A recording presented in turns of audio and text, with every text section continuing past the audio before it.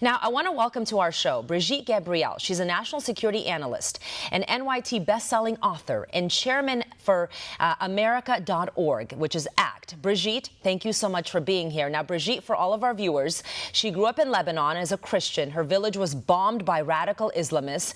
Brigitte and her family found refuge in Israel. We'll get to that in just a moment. We'll talk all about that. But Brigitte, I want to start with this. CAIR is now once again legitimized in America by the Biden administration, working directly with them. What do you make of it? Why is this administration friendly with them? Well, look, they have been very friendly with them. And I have to tell you, it was the Jewish community that propped up CAIR. It was the Jewish community who wanted to appear so tolerant that they went after people like me, the conservatives, who were warning about the Council on American Islamic Association and called us Islamophobe, and actually worked with them to advance them because they wanted to show how tolerant they are. Actually, CAIR had over 330 visits to the White House under the Obama White House. When we found out, when the transitional team, when Trump won the White House, and the transitional team went into the State Department, and they went into the different departments to look, as a part of the transitioning team, they couldn't find the office of CAIR anywhere in the Department of Homeland Security. You know where we found the Office of CAIR in the Department of Homeland Security?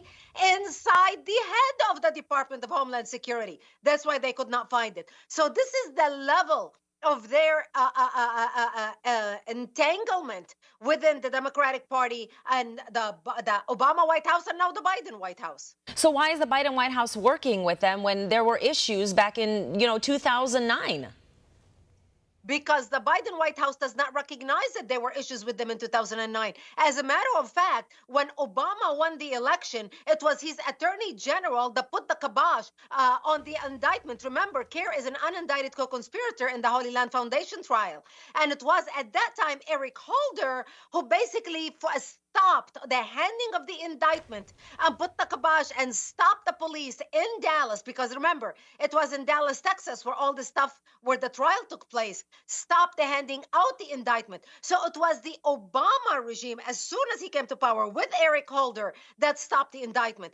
It was also Obama White House in 2009 when they stopped all speakers like myself. I used to brief the FBI. I used to brief the Department of Homeland Security.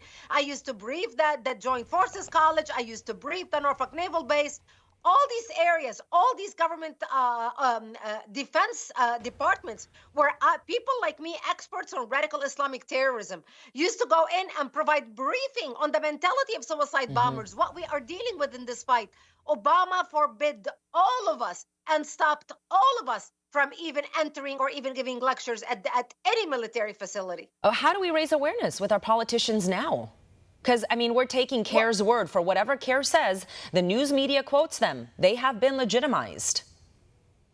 Yes, they have been legitimized. And I think the only thing that we can do now, and I think it is a great, hopefully a great reawakening for the Jewish community in the United States, to start saying, hey, because remember, the ACLU basically is the legal arm of CAIR. The ACLU is funded by Jewish donors, majority major Jewish donors, lefty donors, Democratic donors. So now that the Jewish community is finally waking up and realizing, whoa, who are all these tens of thousands of people demonstrating on the streets in New York, all across the country, screaming, death to the Jews, from the river to the sea, Palestine will be free. I think this has been a wake-up call. And I think because of the influence of the Democratic Party and specifically the Jewish influence in the media, I think if they start speaking out and shining a light on what CAIR is doing, who CAIR is, and start working with conservatives like myself who are sounding the alarm. We're not Islamophobe. Look, we love all people. We love all people. America is a place for all people from all cultures, from all backgrounds. We all came here to make a life for ourselves, to worship whatever God we want to worship, as long as we all respect each other, as long as we honor the Constitution of the United States and abide by our laws. We are only against people who want to do us harm, who want to attack the United States and attack our interests. That's the only people that we stand up against. And even with that, Stella, we don't even hate them. We pray for them. We hope that they will move away from being misguided. That's why we sound the alarm. And I hope if what we saw in America on the streets, especially since the massacre of October 7th in Israel, I hope this is awakening for all good people in the United States to come together, to stand together, to say, we will not stand up for genocide. We will not stand up and support anti Semitism. We're going to stand up against the terrorists. We're going to stand up against hatred. And we're going to all work together to make sure Israel is safe and America is safe and our enemies are defeated. I want to talk about the protests. You're mentioning the anti-Israel ones, the pro-Palestinians, this whole movement. Is this movement happening because many people in our country don't understand what jihad is all about? I mean, border officials in San Diego sent an intelligence memo, yes, saying that Hamas and Hezbollah could be here. Some say they already are.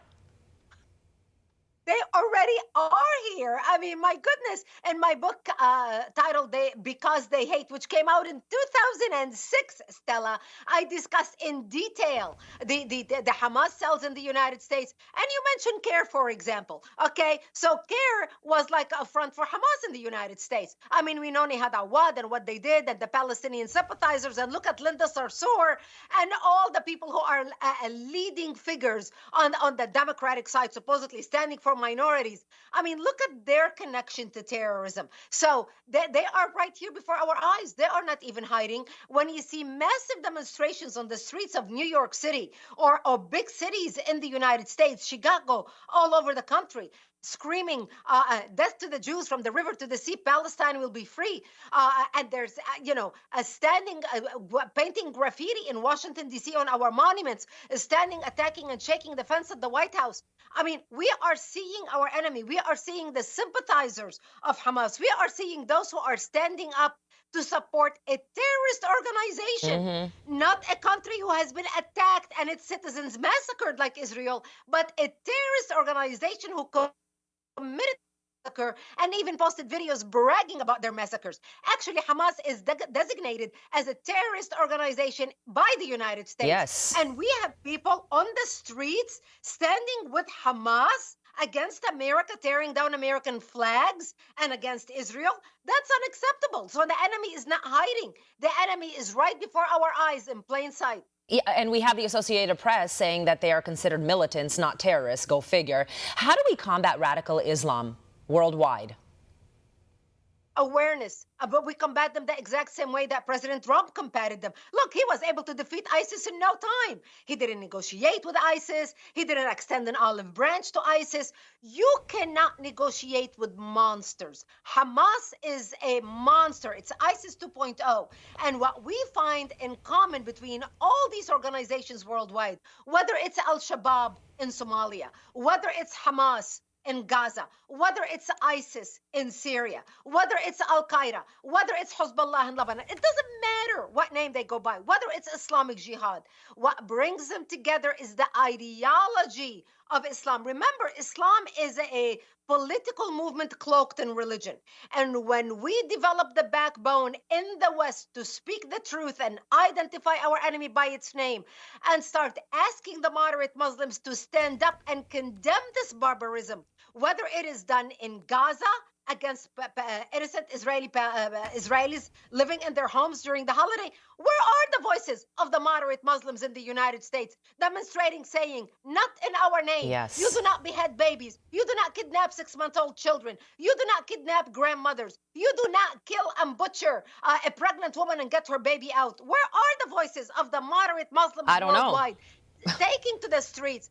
This is a lesson for us to open our eyes, because our enemies are not hiding themselves. We are choosing to bury our head in the sand, pretending the problem does not exist, thinking if we pretend it doesn't exist, we can avoid dealing with it. Meanwhile, the monster is growing bigger. That's exactly what happened when I was warning about the Muslim Student Association on college campuses, when we were warning about CAIR, the Council on American Islamic Relations, when we were warning about all the terrorists in America, and people chose to bury their head in the sand instead of listen to what we are saying. And look today, 20 years later, look what we are dealing with on our streets. Yeah, and we still have more than 200 hostages being held by these terrorists. And each individual, Brigitte, is somebody's special person, somebody's everything.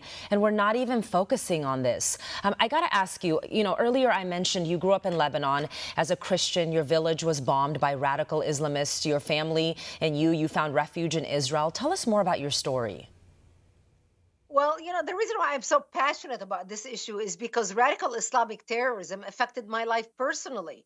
I was born into privilege as an only child to my mom and my dad were married for over 20 years. They couldn't have any children. And finally, I came into their life.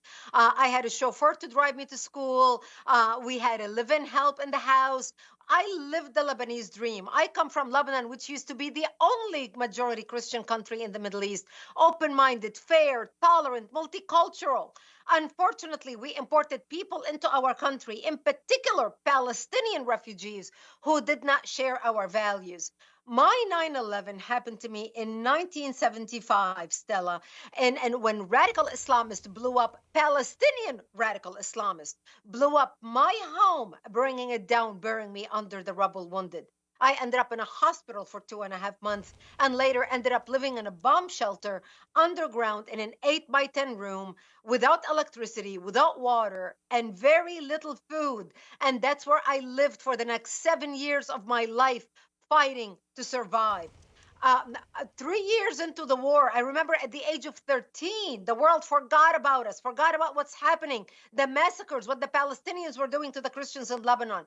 And I remember at the age of 13, dressing in my burial clothes, waiting to die, waiting to be slaughtered.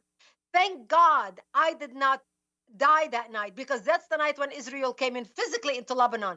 After a few people from my town went to the Israeli border and begged for help, and Israel started coming in the middle of the night and established the security zone 30 kilometers into Lebanon and put up artillery bases around our town, which helped fend off and keep away the Palestinians and the radicals away from our town. And that's how we lived for another 5 years until 1982, when Israel invaded Lebanon, and working with the Christians in Lebanon to take back their country and kick out the radical Islamic element that had taken control of the country at that time, and kicking out Yasser Arafat all the way to Tunisia along with his cronies. And that's how we came out of the bomb shelter and back to rebuilding our lives. And then you lived in Israel. I ended up moving to Israel in 1984, becoming a news anchor for World News in the Middle East, covering world events. And that was from 1984 till 1989, when we started seeing a true rise of radical Islamic terrorism worldwide. And, as I reported on the news night after night, I started realizing there was a pattern developing, because no matter where the terrorist activity took place, the name of the perpetrators were always Islamic. The name of the victims were always Christians and Jews. Terry Waite, Terry Anderson, Colonel Higgins, the Achille Lauro, the TWA flight, the Panam flight. I can go on and on. And I started realizing very quickly that what I used to think was a regional problem between a majority Muslim Middle East trying to either kill or expel the minority Christians and Jews had become a worldwide problem. But the world was not paying attention. The world did not connect the dots. And here we are today. Even 20 years after 9/11, 2001 in the United States, look what's happening. Even after the massacre in Israel on October 7th, look at the hatred rising worldwide against America and against Israel. And we need to understand in America that what starts with the Jews never ends with the Jews. I'm a Christian raised in the Middle East, and I was raised with the phrase, أولاً يأتي السبت وبعده الأحد. First we kill the Jews, then we come for the Christians. Any Christian raised in the Middle East knows that phrase. And right now, what we need to understand in the United States, that the enemies who are determined on killing Israel are determined to destroy us at the same time.